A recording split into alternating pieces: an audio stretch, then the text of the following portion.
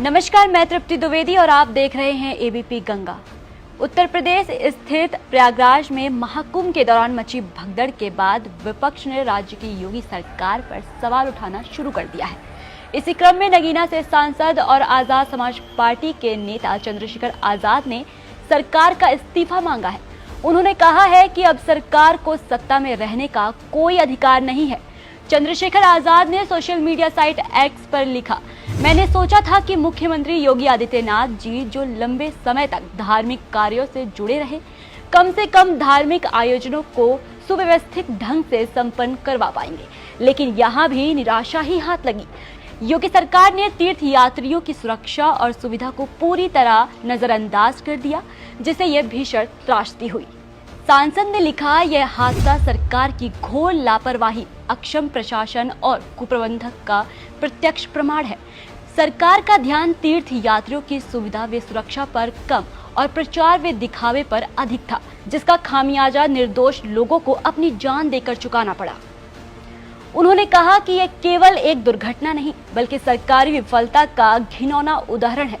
इतने बड़े धार्मिक आयोजन में इस स्तर की अव्यवस्था और अराजकता साबित करती है कि सरकार की प्राथमिकता केवल इवेंट मैनेजमेंट और फोटोशूट तक सीमित रह गई है।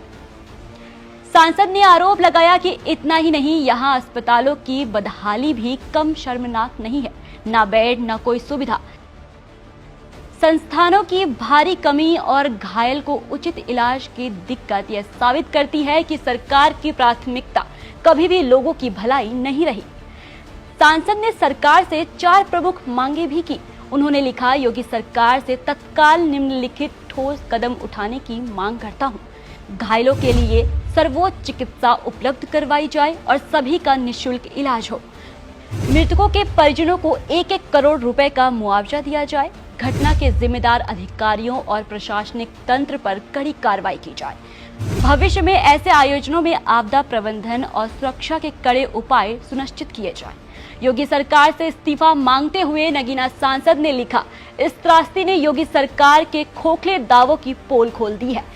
धार्मिक आयोजनों को राजनीतिक मंच बनाना और तीर्थयात्रियों की सुरक्षा से खिलवाड़ करना अक्षम्य अपराध है।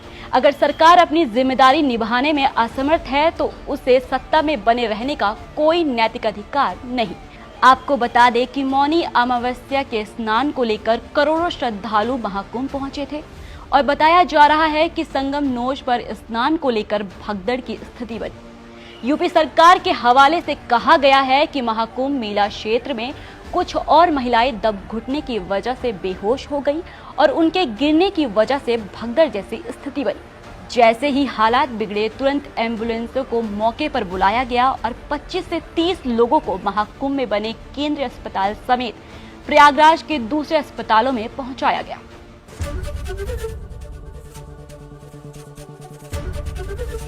एबीपी गंगा, खबर आपकी, जुबान आपकी।